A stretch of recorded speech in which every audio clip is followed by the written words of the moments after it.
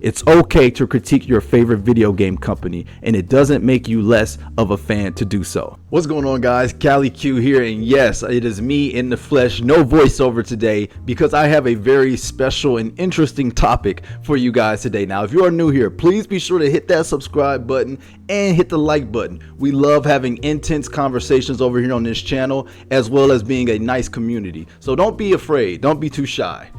However, today's topic is, it is okay and why it's necessary to critique video game companies, and why being a blind fanboy or fangirl is absolutely detrimental and dangerous. Let me explain. As you guys know, I make videos on this channel that are somewhat not always the most popular opinion. I will let a company know when they are doing something that I do not like or that I disagree with. Whether that company be my favorite company like Capcom, or whether it be another one of my favorite companies like Sega, or if it's a company who I'm a little shaky with like Konami, I will tell the truth no matter what. I want this page and this channel to be a place where we can have the good discussions while also enjoying the medium that we love so much. But in order to continue to enjoy these video games, in order to continue to give the correct and honest feedback, we have to be real with these video game companies.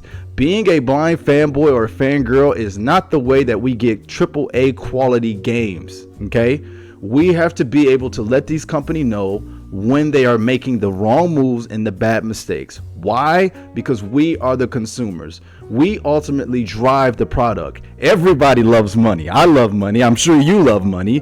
Companies love money just as much as we do. And the issue that I have with some of the fans or some of the people who comment on some of my videos, you think that protecting these companies and protecting all their wrongdoing and all their falling short is a way to prove that you're an ultimate fan, when in my opinion you're doing more harm than good, because critique breeds growth.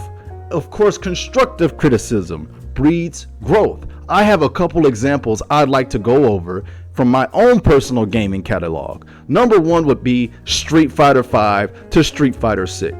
Street Fighter V, in my opinion, is not a game I think is good at all. Even with all the post-launch updates and the DLC, that game launched absolutely atrocious, and I let Capcom have it for many years for botching Street Fighter V and almost ruining the franchise. However, Showtime, baby! Street Fighter VI came out, and it's probably my favorite game of the entire year. That doesn't make me a hater because I didn't like Street Fighter V, and it doesn't make me a fanboy because I love Street Fighter VI. I am someone who likes to have a balanced approach and look at things objectively. When Capcom took so much heat and backlash over Street Fighter V, they upped their game. They made transfers, they made certain moves, they made swaps, they buckled down on their mouthpiece, and they got to swinging because they knew the reputation of Street Fighter is absolutely on the line. So that negative feedback, that critique, that constructive criticism forced them to go and unleash the skills that we know they really can do. It forced them to actually dig deep and create a game that is synonymous with the player and that has a heart for the player. Another example is Star Ocean 5 to Star Ocean 6. Now, wait a second. I know it's not like Star Ocean 6 was the most amazing sequel ever, but Star Ocean 5 was absolutely atrocious in my opinion. Sorry to Star Ocean 5 fans, but I'm not sorry. Star Ocean 5 was the lowest point of the series. It reeked of just rushed decisions, low quality, and a terrible budget. However, Star Ocean 6 was able to come back and somewhat put the Star Ocean franchise back in a decent standing with its own fans and some newcomers alike. So without the critique, how would the companies have ever known that something needs to be fixed? Without the critique, companies cannot grow, and that is okay. Critique doesn't make you a hater. Constructive criticism doesn't mean you don't like the franchise or like the game.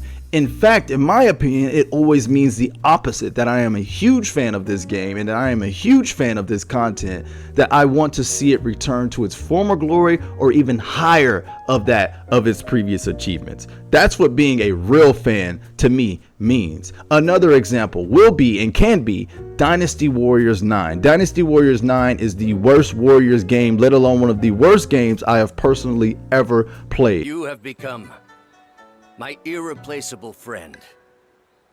Together,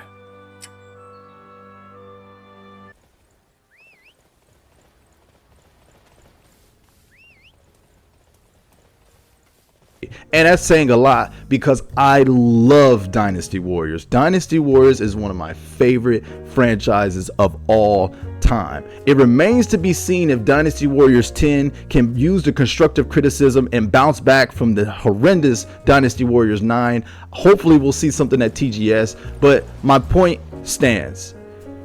It is okay to critique the video game industry and to critique the video game companies. Constructive criticism, constructive feedback. I'm not talking about trolling and hating. All of that stuff obviously is not tolerated. But you guys cannot confuse criticism and critique with being a hater or me not being a fan of certain games. And we have to dispel this culture that's in gaming that if you don't particularly like something, it makes you an automatic hater. We have to remove ourselves from this bad stigma and go back to the point where we can objectively look at games and give them the credit where credit is due, or give the critique where the critique is due. Again, I have critiqued Capcom numerous years, but I am a huge Capcom fan. I even hated Street Fighter 6 when it first got reviewed because I didn't see enough to convince me that this experience was going to be different than Street Fighter 5. However, I have now totally done a reverse and I love Street Fighter 6, but that is because the companies listen to the feedback of the consumer, of the fans. Money makes this whole thing go round, guys, and at the end of the day, every company loves money. So never think that your voice isn't heard. Never think that your voice is not important. You always have a voice as a consumer, and never let anyone, not even fellow fans, silence that voice. It is okay to discuss the critiques and the shortcomings of a video game, and this channel is a safe zone to do so because you guys will see me even do that at certain points where I critique games and that I tell it how it is. It's real over here on this channel. Another example that I can think of is Tales of Zestiria to Tales of Berseria. Now, Zestiria is not as bad as, say, Star Ocean 5 or Dynasty Warriors 9. However, Bandai Namco listened to the critique and they came back out with Tales of Berseria, and that quickly got the Tales of franchise back in good graces again because Zestiria had turned a lot of people off. So I say this to say this channel will always be a place where we keep it real, a place where we give constructive criticism, whether they're Capcom or Konami. Konami needs a lot of constructive criticism, by the way, but it is a safe zone here, and that's what this community is all about. So this is my open letter and open message to anybody who covers video games. You don't have to shill and be a fanboy and hoop and holler and all these other things just to get a company to notice you.